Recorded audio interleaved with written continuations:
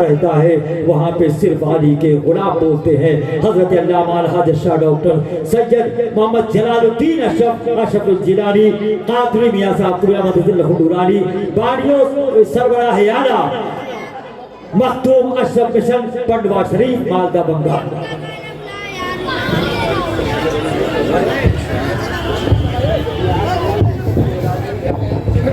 Check کر رہا تھا آڈیو کوالٹی نہیں آپ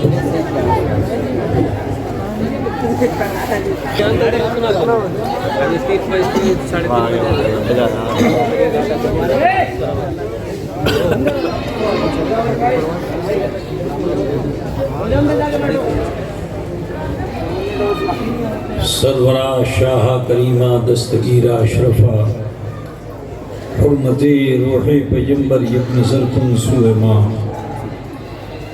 لی خمسۃ نطفی بہا حبر الوباء الحاتمہ المصطفى والمرتضى وابناهما والفاطمہ وصلی اللہ تعالی علی خیر خلقہ ونور عرشہ محمد وآلہ واصحابہ اجمعین برحمتک یا ارحم الراحمین بحق لا الہ الا اللہ.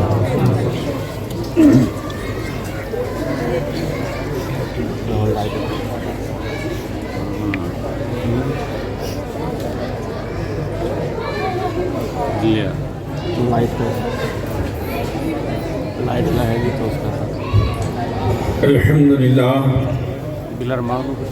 الحمدللہ نحمده ونستعینه ونستغفره ونؤمن به ونتوکل علیہ ونعوذ باللہ من شرور انفسنا ومن سیئات اعمالنا من يهده الله فلا مضل له ومن يضلله فلا هادي له ونشهد أن لا إله إلا الله وحده لا شريك له ونشهد أن سيدنا وطبيب قلوبنا وشفاء صدورنا محمدا المجتبى بالهدى ودين الحق والسلام أما بعد فأعوذ بالله من الشيطان الرجيم بسم الله الرحمن الرحيم أقيموا الصلاة صدق الله مولانا العظيم وبلغنا رسوله النبي الأمي الكريم ونحن على ذلك لمن الشاهدين والشاكرين والحمد لله رب العالمين. ذی وقار معزز علماء ملت اسلامیہ شورائے اسلام نقیب جلسہ امام اعظم کانفرنس میں شرکت فرمانے والے برادران اسلام سماعت فرمانے والی خواتین اسلام عزیز بچوں نوجوان ساتھیوں حصول سعادت و برکت کے لیے عقیدت و خلوص کے ساتھ آئیے ہم اور آپ مل کر اپنے آقا و مولا سید عالم نور مجسم احمد مجتبیٰ محمد مصطفیٰ صلی اللہ تعالی علیہ وآلہ وسلم کی بارگاہ بیکس پناہ میں جھوم کر ہدیے درود پاک پیش فرما لیں. اللہم صلی علی سیدنا مولانا محمد وعلی آلہ سیدنا مولانا محمد وبارک وسلم صلاة و سلام علیہ یا رسول اللہ. وقت کافی ہو چکا ہے اور آپ کے درمیان بھی افراتفری ہے. ایسے ماحول میں خطاب کرنا نہایت ہی مشکل ہوتا ہے. اگر آپ اپنے جذبہ دینی کو بیدار کر کے تھوڑی دیر اپنا وقت سکوت کے ساتھ دے دیں انشاءاللہ تعالی میرا یقین یہ کہتا ہے کہ ہم سب یہاں سے ہدایت یافتہ ہو کر لوٹیں گے. میں دعا کرتا ہوں اللہ تعالیٰ اس تقریب کو سعید فرمائے اور ہم سب کی زندگیوں میں پروردگار انقلاب لائے اور ہمیں امام اعظم ابو حنیفہ رضی اللہ تعالیٰ عنہ ورنہ کہ مسلک ان کے مذہب پر چلنے کی توفیق رفیق عطا فرمائے۔ میں نے جس آیت کریمہ کو زیب عنوان کیا، اللہ رب العزت ارشاد فرماتا ہے اقیموا الصلاۃ، نماز کو قائم کرو۔ یہ آیت کریمہ اس وقت نازل ہوئی تھی کہ جب بانی اسلام جناب محمد رسول اللہ صلی اللہ علیہ وسلم نے دعوت حق پیش فرمائی تھی اور 8 یا 9 افراد اسلام لائے تھے۔ مکے کی تہذیب ایسی تھی کہ جہاں مذہب کے نام پر لوگ اپنے کو براہیمی کہتے تھے، ان کے درمیان یہود و نصارہ آئے اور بھی دیگر مذاہب کے لوگ آئے اور اپنے مذہب سے جوڑنے کی انہیں کوشش کی، لیکن وہ اتنے مضبوط تھے کہ انہوں نے صاف انکار کر دیا کہ ہمیں کسی مذہب میں جانا نہیں ہے کیونکہ ہم براہیمی ہیں، یعنی ابراہیم علیہ السلام کے امتی ہیں۔ لیکن 3000 سال تک اس قوم کا کوئی رہنما نہیں رہا، اس قوم کا کوئی امام نہیں رہا، اس قوم کا کوئی پریچر نہیں رہا۔ تو جس ابراہیم خلیل اللہ نے اللہ کے حکم سے کعبہ اس لیے بنایا تھا تاکہ لوگ ایک خدا کی بندگی کریں، باطل خداؤں کو چھوڑ دیں، لیکن جب قیادت ہاتھوں سے چلی گئی اور ہر شخص اپنی اپنی جگہ پر قائد اور رہنما اپنے کو سمجھنے لگا تو انہوں نے اپنی اپنی مرضی کے کام کرنے شروع کر دیے، یہاں تک کہ وہ کعبہ جسے رب کی بندگی کے لیے خاص کیا گیا تھا، اسی کعبے میں مکے کے لوگوں نے 1 2 نہیں 360 بتوں کو نصب کر دیا۔ سنیچر سے لے کر اتوار تک مہینے جتنے تھے ان کے ناموں پر خدا، جاڑے گرمی برسات کا خدا، روزی کا خدا، ہوا کا خدا، پانی کا خدا، اس طرح سے نہ جانے کتنے بھانت بھانت کے خدا انہوں نے اس کعبے میں نصب کر دیے۔ جس کعبے کو ابراہیم خلیل اللہ نے بنایا تھا اور بڑے اخلاص کے ساتھ رب کی بارگاہ میں دعا کی تھی کہ اے اللہ یہاں ایسے لوگوں کو آباد کر دے جو تیرے گھر کعبے کا طواف کرنے والے ہوں اور نمازیں پڑھنے والے ہوں۔ عزیزان گرامی، اس 3000 سال میں قوم کا حال یہ ہو گیا کہ طواف کعبہ کے طریقے کو بھی بدل ڈالا۔ مذہب اسلام حیا کا مذہب ہے، لیکن انہوں نے اپنی بخشش کا ذریعہ اسے سمجھا کہ جب ہم گناہ کریں تو کعبے کے قریب آ کر اپنے لباس کو اتار دیں، مرد ہو یا عورت، ننگے ہو کر جب ہم طواف کریں گے اور لوگ ہم پر مذاق کریں گے، بھکتیاں کسیں گے، تو ہمارے گناہ معاف ہو جائیں گے۔ تو طواف کا قرینہ بھی بدل ڈالا، نماز کو نسیم منسیہ کر دیا۔ 3000 سال کے بعد جب جناب محمد رسول اللہ صلی اللہ علیہ وسلم اس خاکدان گیتی پہ جلوہ فکن ہوئے اور آپ نے اعلائے کلمت الحق فرمایا تو اے عزیزو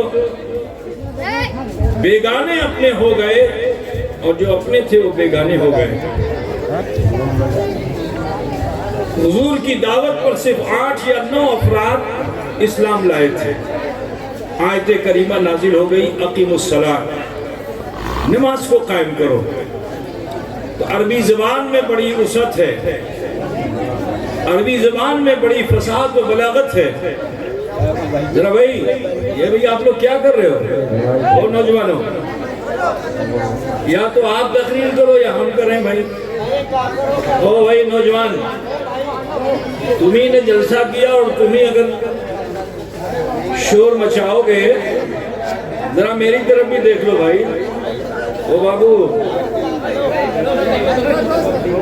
ذرا مجھے بھی دیکھ لو, ایک مرتبہ ادھر دیکھ لو.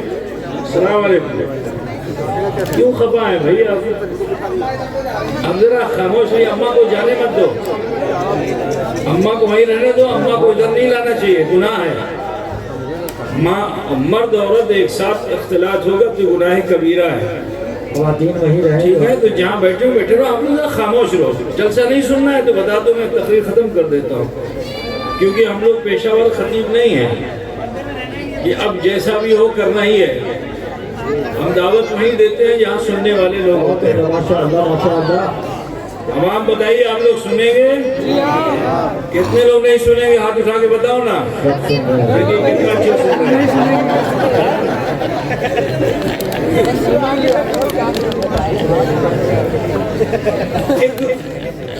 دعوت اسے سماعت فرما لیجئے. ہندی زبان جانتے ہیں آپ؟ مجھے تھوڑا سرلتا میں آنا چاہیے. ہندی زبان جانتے ہیں نا؟ ہندی زبان میں ایک شبد ہے, اس کا نام ہے کنک.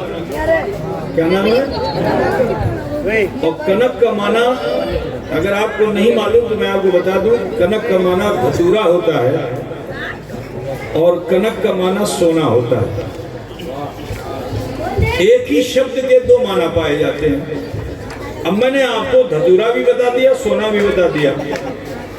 اب اگر میں آپ سے یہ کہوں کہ کنک لے آؤ تو بولو آپ کو چنتا ہوگی کہ نہیں ہوگی؟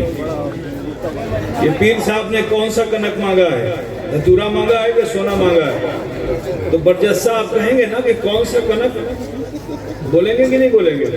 کیونکہ آپ کے ذہن میں دو چیزیں آ رہی ہیں, کنک کا معنی سونا, کنک کا معنی دھتورا. دنیا کی ساری زبانیں کمزور ہیں جب عربی زبان سامنے آتی ہے. اس سے زیادہ فصیح و بلیغ زبان کوئی نہیں. عربی زبان میں ایک شبد کے 73 معنی پائے جاتے ہیں. مثال کے طور پر لفظ صلاۃ. اب صلاۃ کا معنی آپ تو صرف نماز یا دعا سمجھتے ہوں گے, لیکن عربی زبان میں صلاۃ کے 73 میننگز پائے جاتے ہیں. میں آپ کو ایک دو بتا دیتا ہوں.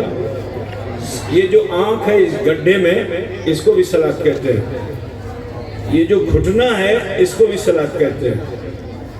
ٹھیک ہے, گھوڑے کی جو پیٹھ ہوتی ہے اس کو بھی صلاۃ کہتے ہیں. اور جو لاٹھی ٹیڑھی ہوتی ہے اس کو اگر سیدھا کرنا ہوتا ہے تو ایک بھٹی بنائی جاتی ہے, اس میں آگ جلائی جاتی ہے, اس لاٹھی کو اس بھٹی میں ڈالا جاتا ہے اور اسے اس بانس کو سیدھا کیا جاتا ہے. تو جس بھٹی میں بانس کو یعنی لاٹھی کو سیدھا کیا جاتا ہے اسے بھی صلاۃ کہتے ہیں. اس طرح سے عربی زبان میں 73 میننگز ہیں.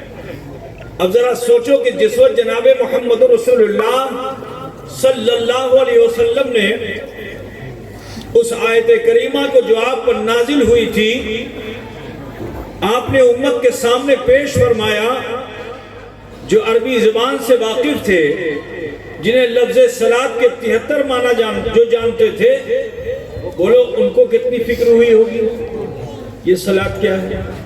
بخاری شریف میں بھی تفصیل ہے, میں آپ کو بتاؤں کہ برجستہ سب نے کہا ایو شیء فی الصلاۃ وصلی, یہ صلاۃ کیا ہے جسے ہم ادا کریں. حضور اکرم صلی اللہ علیہ وسلم ابھی لب کشاں ہونا چاہتے ہیں کہ اللہ کا حکم پا کر مکین سدرہ جبریل امین علیہ تحیت و ثنا تشریف لاتے ہیں اور آپ نے 2 رکعت نماز ادا فرمائی. 2 رکعت نماز ادا فرمائی, وہ بھی اپنی شکل میں نہیں, انسان کی صورت میں. اب جیسے مثال کے طور پر آپ کی مسجد ہے، یہاں بچے پڑھنے کے لیے بھی آتے ہوں گے، بہت سے بچوں کو نماز نہیں آتی، تو جو مدرس ہوتا ہے وہ کیا کرتا ہے؟ اپنے کسی شاگرد کو نماز سکھاتا ہے کہ قیام ایسے، رکوع ایسے، سجدہ ایسے، قعدہ ایسے، ہے نا؟ پھر وہ دوسرے بچوں کے لیے اس کو قائد بناتا ہے، ٹرینر بناتا ہے، مانیٹر بناتا ہے، اور اس سے یہ کہتا ہے کہ نماز پڑھ کے دکھاؤ۔ تو اب وہ بچہ تکبیر تحریمہ کہتا ہے، ہاتھ باندھتا ہے، رکوع کرتا ہے، سجدے میں جاتا ہے، قعدہ کرتا ہے، سلام پھیرتا ہے۔ تو استاد کیا کہے گا بچوں سے؟ دیکھو جیسے یہ پڑھ رہا ہے ایسے ہی پڑھنا۔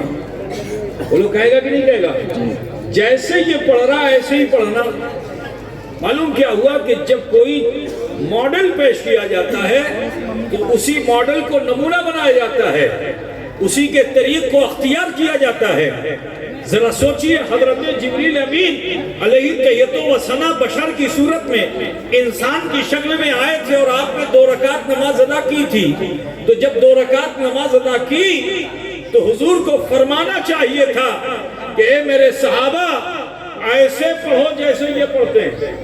توجہ چاہتا ہوں کہ ایسے پڑھو جیسے یہ پڑھتے ہیں، لیکن میرے نبی نے اپنے صحابہ کو یہ نہیں فرمایا کہ ایسے پڑھو کہ جیسے یہ پڑھتے ہیں، بلکہ ارشاد فرمایا کہ صلو کما رأیتمونی اصلی، پڑھو ایسے کہ جیسے میں پڑھتا ہوں۔ سبحان اللہ، سبحان اللہ۔ کیا ہوا کہ کسی کے پڑھنے کو پڑھنا نہیں ثابت کیا جائے گا؟ امام اعظم کانفرنس ہے، نماز پڑھنے والے بہت سے ڈھنگ سے نماز پڑھتے ہیں، کوئی پیر پھیلا کے نماز پڑھتا ہے، کوئی ہاتھ چھوڑ کے نماز پڑھتا ہے، کوئی سینے پہ ہاتھ رکھ کے پڑھتا ہے، لیکن جو صحیح قرینہ ہے وہ امام اعظم نے عطا فرمایا ہے۔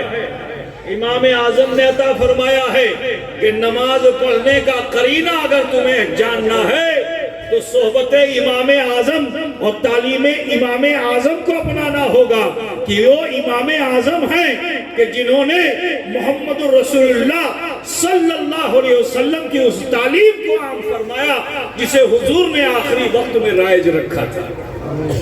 آپ سمجھے نا؟ صلو کما رأیتمونی اصلی، پڑھو ایسے کہ جیسے میں پڑھتا ہوں۔ معلوم کیا ہوا کہ وہ نماز نہیں جس نماز میں مصطفیٰ کی نیاز نہیں۔ بات سمجھ رہے ہیں نا؟ اچھا ایک بات بتائیے، نماز تو خشیت کے لیے پڑھی جاتی ہے نا، بھے کے ساتھ پڑھتے ہیں نا، ڈر کے ساتھ پڑھتے ہیں نا، اللہ کا خوف لے کے ہی تو نماز پڑھتے ہیں۔ بولیے، نماز کو خوف الہی دل میں سجا کر نماز پڑھی جاتی ہے، اور جہاں خوف پایا جاتا ہے وہاں اپنے کو تچھ پیش کیا جاتا ہے۔ آپ بہت بڑے دولت مند ہو، پھر دولت دکھاؤ گے نہیں، وہاں آپ کو حقیر اپنے کو پیش کرنا ہوگا۔ میں آپ کو تھوڑا سمجھا دوں کہ مثال کے طور پر تھانے دار نے کسی شخص کو بلایا کہ تمہیں تھانے آنا ہے۔ اب بولو اسے خوف لگے گا کہ نہیں لگے گا؟ لگے گا نا؟ خطا کچھ نہیں کی ہے، لیکن تھانے دار نے بلا لیا ہے تو ڈر لگے گا۔ کیوں بلایا، کیسے بلایا؟ اب جب آپ تھانے میں پہنچے تو دیکھیں کہ رجسٹر پہ تھانے دار قلم لے کر کچھ لکھنا چاہتا ہے، تو آپ کو کیا یقین ہوگا کہ لگتا ہے میرے ہی خلاف کوئی دفعہ یہ لگانے جا رہا ہے؟ لگے گا ہی نہیں لگے گا؟ اگرچہ آپ نے کوئی خطا بھی نہیں کی ہے، لیکن ڈر لگے گا کہ لگتا ہے میرے خلاف کوئی دفعہ یہ لگانے جا رہا ہے۔ تو آپ کیا کرو گے؟ آپ کیا کرو گے؟ آپ اس سے معافی طلب کرو گے، اس کا ہاتھ پکڑو گے تو ناراض ہو جائے گا، لیکن معافی مانگنے کے لیے اگر قدم پکڑ لو گے تو ہو سکتا ہے کہ اس کو رحم آ جائے، اور تم نے خطا بھی کی ہو تو وہ معاف کر دے۔ ایسا ہو سکتا ہے کہ نہیں ہو سکتا ہے نا؟ تو بلا تمثیل و تشبیہ مجھے کہہ لینے دو کہ ہم جو نماز ادا کرتے ہیں یہ اللہ کی خشیت میں ادا کرتے ہیں، تو نماز میں سب سے پہلا رکن تو سجدہ ہونا چاہیے تھا۔ سب سے پہلا رکن کیا ہونا چاہیے تھا؟ سجدہ ہونا چاہیے تھا۔ پھر اس سے کم کی خشیت رکوع میں ہے تو رکوع ہونا چاہیے تھا۔ پھر اس سے کم کی خشیت قیام میں تو قیام ہونا چاہیے تھا، اور اس کے بعد سلام پھیرتے اور آپ رخصت ہو جاتے ہیں۔ لیکن نماز میں پہلے کیا ہے؟ قیام ہے، پھر رکوع ہے، پھر سجدہ ہے، پھر قعدہ ہے، پھر سلام ہے۔ وجہ کیا ہے؟ میں یہی بتانا چاہتا ہوں، طریقے امام اعظم پہ رہو گے تو کامیاب ہو۔ سنو، وہ نماز نہیں جس نماز میں مصطفیٰ کی نیاز نہیں۔ حضرت جبریل نے وہ پہلی نماز دنیا میں آ کر جو پڑھی، پہلے قیام کیا، پھر رکوع کیا، پھر سجدہ کیا، پھر قعدہ کیا، پھر سلام پھیرا۔ وجہ کیا ہے؟ وجہ یہ ہے کہ حضرت جبریل امین نماز تو پڑھ رہے تھے اللہ کے لیے، حق کی بندگی کر رہے تھے، لیکن یاد احمد کی آ رہی تھی، یاد احمد کی آ رہی تھی۔ اور احمد کے نام میں 4 حرف ہیں۔ پہلے حرف کا نام الف ہے، پہلے حرف کا نام کیا ہے؟ اور دوسرے حرف کا نام ہا، تیسرے حرف کا نام میم، اور چوتھے حرف کا نام دال۔ ٹھیک ہے نا؟ تو اب آؤ میں تمہیں بتانا چاہتا ہوں، ذرا نماز کے ارکان کو دیکھو۔ جب آپ نماز پڑھتے ہو تو قیام کی حالت کیسی بنتی ہے؟ اگر آپ نے اردو پڑھا ہے تو سمجھ لیں گے کیسی بنتی ہے؟ جیسے الف۔ اور جب رکوع کرتے ہو تو کیسی بنتی ہے؟ جیسے ہا۔ اور جب سجدہ کرتے ہو تو کیسی بنتی ہے؟ جیسے میم۔ اور جب قعدہ کرتے ہو تو کیسی بنتی ہے؟ جیسے دال۔ معلوم کیا ہوا کہ جب بندہ مومن حق کی بندگی کرتا ہے، نماز کو مکمل کرتا ہے، نماز تو خدا کے لیے ہوتی ہے، نام احمد کا بندہ۔ نعرہ تکبیر، نعرہ رسالت، حضور تاج الاولیاء، سبحان اللہ سبحان اللہ۔ تو سماعت کیجئے، بات وقت زیادہ نہیں ہے، میں بتا ایک بات اور بھی بتا چلوں تاکہ آپ کا عقیدہ پختہ ہو اور آپ صحیح معنوں میں حنفی المسلک ہو سکیں۔ کیا کہنا ہے حضرت؟ ماشاءاللہ۔ سنیے، سجدے کی حالت میں کیا شکل باطنی بنتی ہے، کبھی آپ نے اسے دیکھا نہیں ہوگا۔ جب آپ سجدہ کرتے ہیں تو کیا بنتا ہے؟ تو سنو، آج کے اس دور میں سمجھنا بہت آسان ہے۔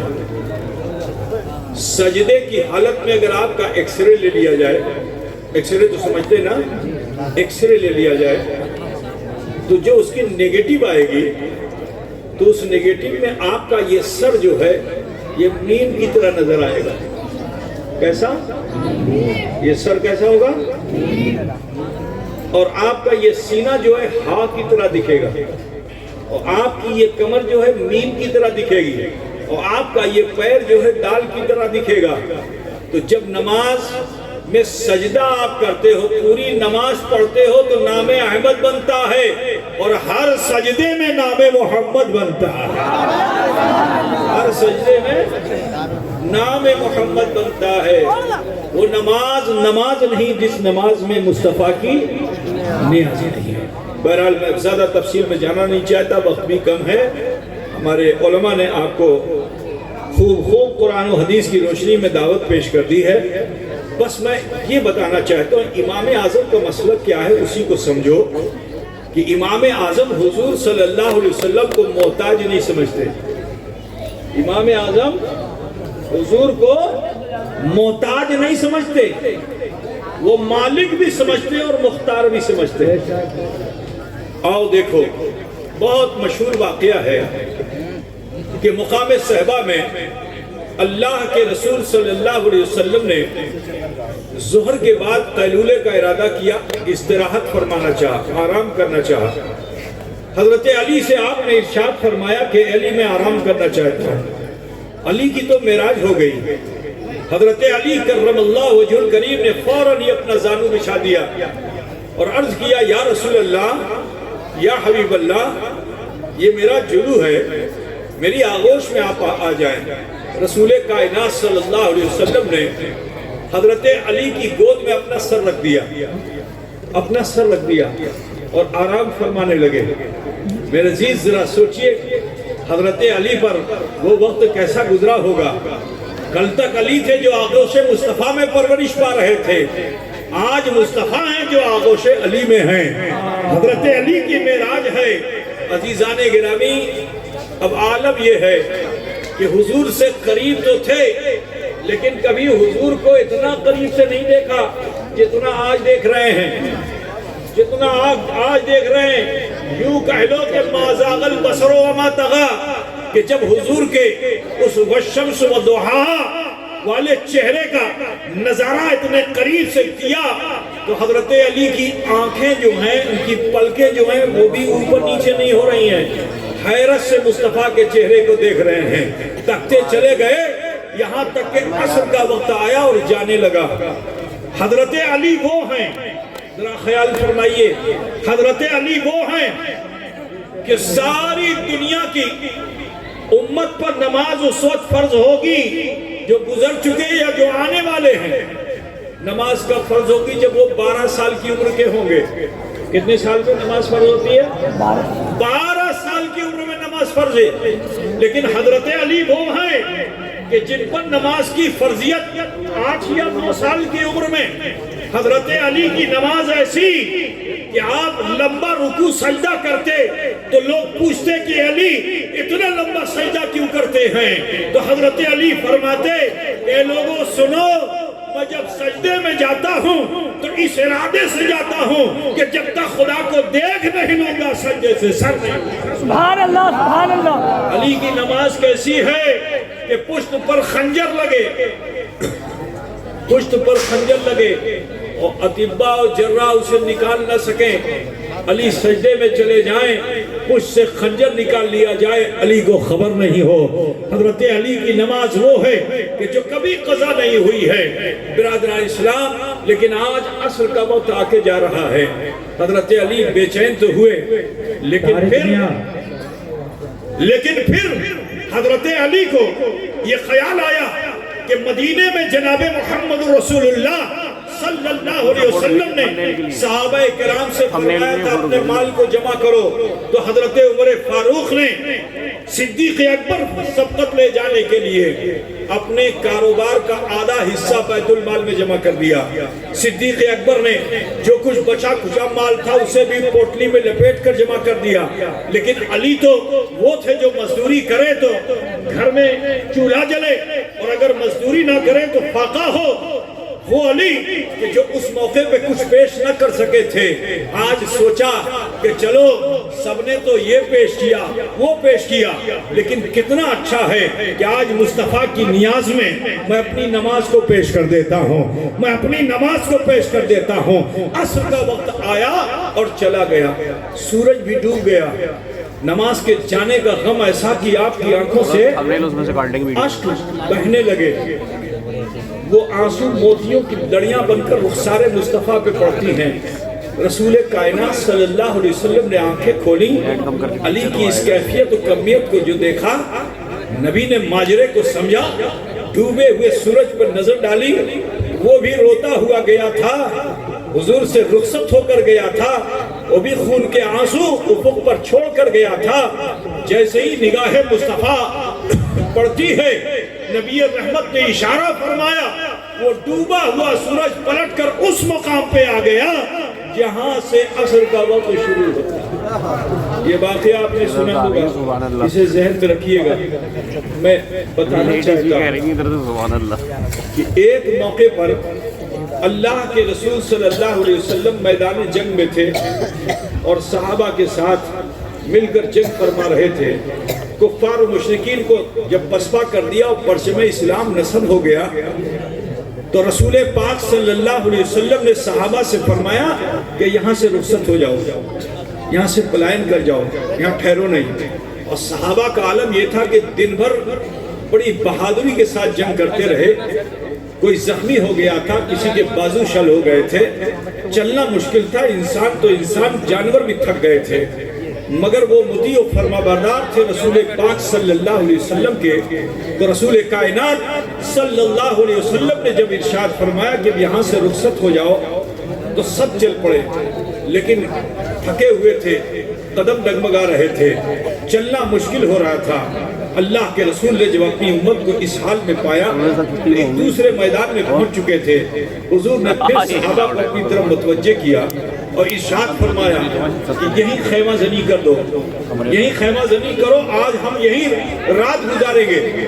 سب خوش ہو گئے، جلدی جلدی اونٹوں سے سامان اتارا گیا۔ جس کی جو ڈیوٹی تھی وہ اپنی ڈیوٹی کو کرنے لگا، اپنی ڈیوٹی کرنے لگا۔ کوئی بستر بچھانے لگا، کوئی خیمہ لگانے لگا، کوئی جھاڑو دینے لگا، کوئی کھانا پکانے لگا۔ ابھی سب اسی کام میں مصروف تھے کہ اللہ کے رسول نے پھر اعلان فرمایا۔ جیسے اعلان فرمایا سارے صحابہ جمع ہو گئے، حضور نے بلایا، حاضر ہوئے۔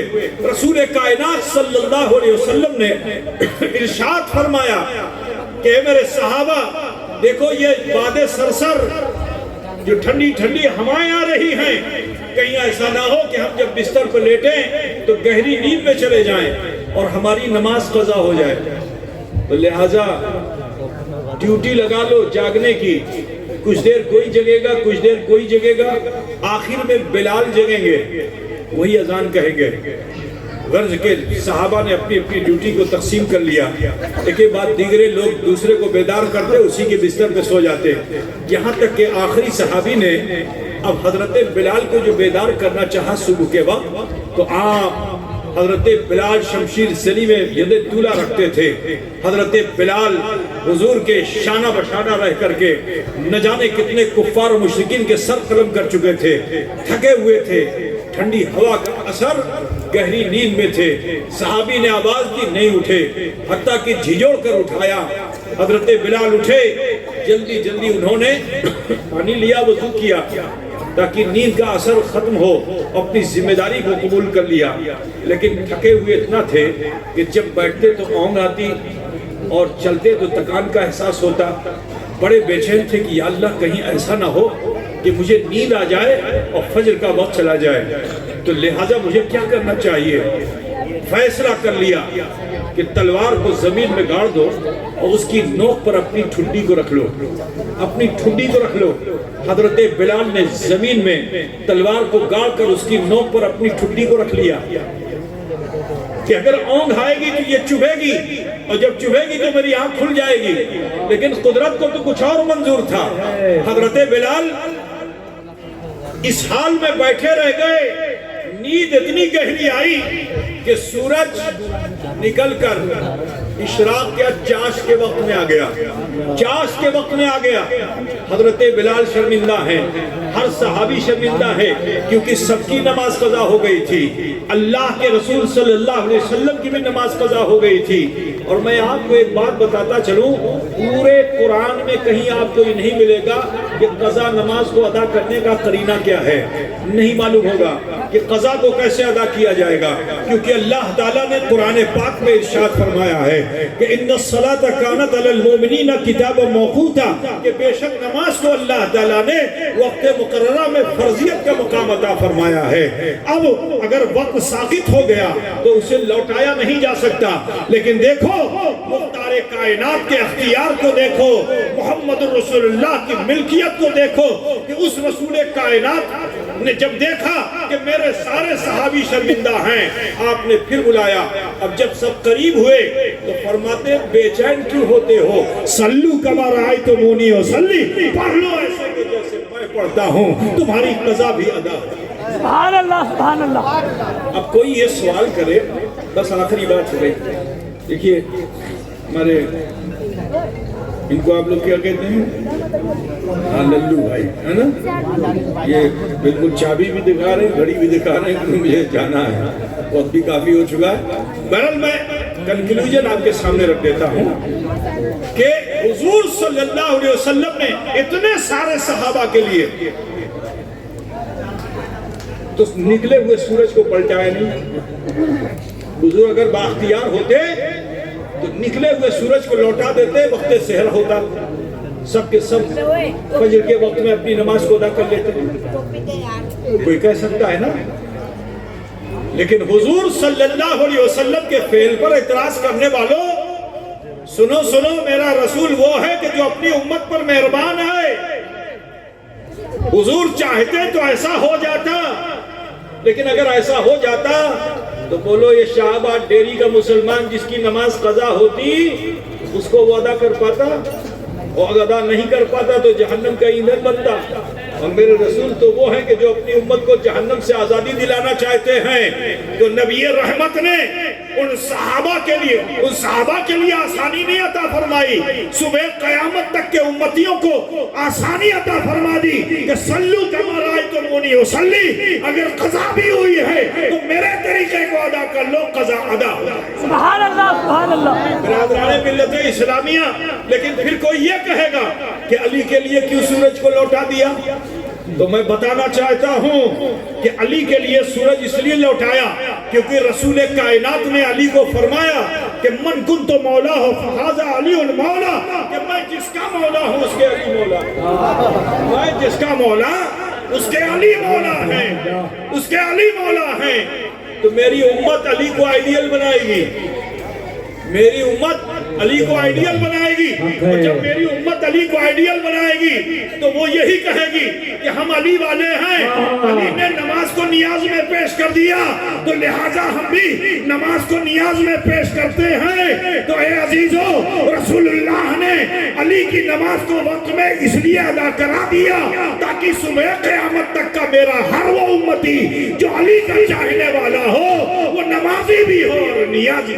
سبحان اللہ. نعرہ تکبیر, نعرہ رسالت, حضور تاج الاولیاء. سبحان اللہ سبحان اللہ. تو لہذا امام اعظم ابو حنیفہ رضی اللہ تعالیٰ عنہ کے طریقے پہ نماز ادا کرو.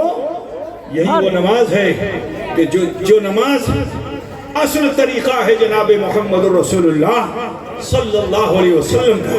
لائق مبارکباد ہیں یہاں کے نوجوان کہ جنہوں نے بڑے حوصلے کے ساتھ امام اعظم کانفرنس کا انعقاد کیا. اللہ تعالیٰ ان کے دینی جذبے کو بیدار فرمائے اور ہم سب کو شریعت محمدی کا پاسدار بنائے. میرے عزیز, یہ مہینہ بڑا ہی محترم اور پاکیزہ مہینہ ہے. بس آخری بات سنیے, ارے ہو جائے گا مولانا, ہو جائے گا, بات کو ختم ہونے دیجیے. یہ شعبان المعظم کا مہینہ ہے. اب تک ہم سے بڑی خطائیں ہوئی ہیں, نمازیں بہت چھوٹی ہیں. فرائض, حقوق اللہ اور حقوق العباد کسی توبہ سے معاف نہیں ہوں گے. اتنا سن لیجیے, توبہ کرنے سے گناہ معاف ہوتے ہیں, کبیرہ صغیرہ معاف ہو جائیں گے. لیکن سنو, حقوق اللہ اور حقوق العباد کو اگر تم نے ترک کر دیا تو زندگی بھر معافی مانگتے رہو گے, خطا معاف نہیں ہوگی. بات کو سمجھتے ہیں نا؟ بوجھ جو گناہوں کا لدا ہوا ہے, شعبان المعظم کا مہینہ ہے. میرے نبی نے فرما دیا کہ نصف شعبان میں اللہ کی رحمت ایسی عام ہوتی ہے کہ قبیلہ بنی کلب کے بکریوں اور بھیڑ کے بال کے برابر بھی اگر لوگوں کے گناہ ہیں اور وہ لوٹ آتا ہے, اللہ سے معافی مانگ لیتا ہے, استغفار کر لیتا ہے, تو اللہ تعالیٰ اس کے گناہوں کو بخش دیتا ہے. میرے بھائی سمجھ رہے ہو نا؟ جی. تو یہ گناہوں کی بخشش کا مہینہ ہے. لیکن نماز چھوڑ دیے تو شعبان کی 14-15 تاریخ کو تم توبہ کر لو گے تو پچھلی نماز معاف نہیں ہوگی, چھوٹی ہوئی. حقوق العباد میں اگر تم نے کوتاہی کی, کسی کا قرض لیا ہے نہیں ادا کیا ہے, معاف نہیں ہوگا. بات سمجھ رہے ہیں نا؟ پڑوسی کے حقوق کو اگر پامال کیا ہے معاف نہیں ہوگا. زندگی بھر معافی مانگتے رہو گے, نہیں معاف ہوگا. اس کے لیے ضروری ہے کہ حقوق اللہ جو ہیں اگر تم سے چھوٹ گئے ہیں تو اس کو ادا کرو. حقوق العباد میں اگر کہیں کوتاہی ہوئی ہے تو اس کوتاہی کو دور کر لو, اسے پورا کرو. ہاں, اور بھی قصداً سہون عمدن ہم سے جو خطائیں ہوئی ہیں اس کی جب تم معافی مانگو گے اس مہینے میں تو اللہ تبارک تعالیٰ قبیلے بنی کلب کے برابر کے بھی گناہ ہوں گے, بنی کلب کے بھیڑ بکریوں کے برابر بھی اگر گناہ ہوں گے تو اللہ اسے معاف فرما دے گا. آج کی اس محفل میں آئے ہوئے مسلمانوں, کتنا اچھا ہوتا کہ خوف خدا پیدا کرو. مرنا ہم سب کو ہے, آپ دیکھ رہے ہو. ایک پل میں ترکی کے اندر کیا حال ہو گیا, ایک پل میں شام کے اندر کیا حال ہو گیا, ایک پل میں دنیا کے اور بھی گوشوں میں کیا حال ہو گیا. اللہ تعالیٰ جب غضبناک ہوتا ہے تو یہ چھوٹی چھوٹی قیامت سامنے آتی ہے. اور خدا نخواستہ وہ قیامت جس کا آنا یقینی ہے وہ ابھی آ گئی تو آپ کیا کر لو گے؟ ابھی تو توبہ کا دروازہ بند نہیں ہوا ہے. اے مسلمانوں, آپ سے کہتا ہوں کہ جلد سے جلد اللہ کی بارگاہ میں استغفار کر لو۔ امام اعظم کا معاملہ جانتے ہو کتنے بڑے بزرگ تھے، لیکن جانتے ہیں آپ ان کی مصروفیات کیا تھی کہ نماز عشاء پڑھ کر جاتے، گھر جاتے اور لوٹ کر آتے مسجد میں، اور پوری رات اپنے رب کی بارگاہ میں عاجزی کے ساتھ استغفار کرتے۔ امام اعظم جن کے نام کی تم کانفرنس کرتے ہو جی، ان کا عالم یہ تھا کہ یہ آتے پوری رات اپنے رب کو مناتے۔ میرے عزیز، ہمیں بھی چاہیے کہ ہم اپنے رب کو راضی کر لیں۔ یہ وقت ہے اللہ کی عطاؤں کا، انعام کا تقسیم کرنے کا وقت ہے۔ اپنے دامنوں کو پھیلا کر اللہ کی رحمتوں کو اپنے دامن میں سمیٹو۔ اللہ تبارک تعالیٰ ہمارے تمہارے گناہ و خطا کو معاف کرے گا۔ عہد کرو کہ اب آنے والے دن میں بے نمازی نہیں رہیں گے، بے عمل نہیں رہیں گے، حقوق العباد میں کوتاہی نہیں کریں گے، حقوق اللہ میں کوتاہی نہیں کریں گے۔ انشاءاللہ اگر تم نے یہ نیت کر لی تو تمہارے پچھلے بہت سے گناہوں کو اللہ تعالیٰ معاف فرما دے گا۔ یہ بتائیے کہ آپ لوگ گناہوں سے معافی چاہتے ہیں بھائی؟ بولیے بھائی، چاہتے ہیں نا؟ میرا تعلق خانقاہ سے ہے، الحمدللہ یہ جتنے لوگ بیٹھے ہیں سبھی کا تعلق خانقاہ سے ہے، کسی نہ کسی خانقاہ سے ہے، اور ہر خانقاہ کی ایک ہی تعلیم ہے کہ دوسروں کو دیکھنا چھوڑ دو، دوسروں کو مت دیکھو، دوسروں کو دیکھو گے عیب نظر آئے گا۔ میں فردوسی صاحب کو دیکھوں گا تو ان کے دبلے پتلے جسم پر بھی میں کچھ نہ کچھ کمنٹ کر دوں گا، ہے نا؟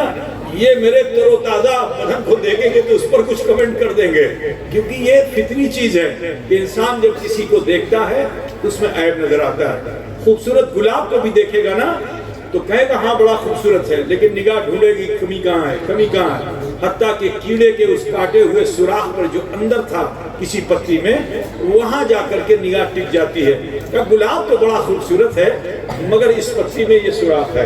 یہ فطرت انسانی ہے کہ جب ہم دوسروں کو دیکھتے ہیں تو اس کا عیب نظر آتا ہے۔ ہمارے بزرگوں کی تعلیم کیا رہی کہ دوسروں کو دیکھنا چھوڑ دو، اپنے کو دیکھو۔ حضرت نعمان بن ثابت حضرت جعفر صادق کے پاس گئے تھے، یہی سبق ملا تھا، دوسروں کو دیکھنا چھوڑو، اپنے کو دیکھو۔ تو حضرت نعمان بن ثابت نے کیا کہا تھا کہ اگر مجھے وہ 2 سال نہیں ملتے جعفر صادق کے تو نعمان کا ایمان ہلاک ہو جاتا۔ برادران ملت اسلامیہ، تو خانقاہ سے تعلق جوڑو، رشتہ جوڑو، اور سنو، اپنے کو پہچاننے کی کوشش کرو۔ یہی نسخہ مولا علی نے ہمیں دیا ہے کہ من عرف نفسہ فقد عرف ربہ، کہ جس نے اپنے نفس کو پہچان لیا اس نے اپنے رب کو پہچان لیا۔ تو عزیزو، اپنی چین کرو، اپنی پہچان کرو، کہاں کمیاں ہیں سدھار کرو، جو عیب ہے اس کو دور کرو، ٹھیک ہے؟ جب آپ ایسا کرنے لگو گے تو اللہ کی رحمتیں آپ سے قریب ہو جائیں گی، اور پھر اللہ کی بارگاہ میں استغفار کرو۔ سچے من سے اگر توبہ کر لو گے تو حدیث شریف میں آئی ہے کہ اگر سمندر کے جھاگ کے برابر بھی گناہ ہوں گے تو اللہ اسے معاف فرما دے گا۔ تو لہٰذا میں آپ سب سے کہوں گا کہ اپنے ہاتھوں کو ناف پر باندھو، ماں بہن بیٹیاں سینے پہ باندھیں جیسے نماز میں باندھتے ہیں، اور تھوڑی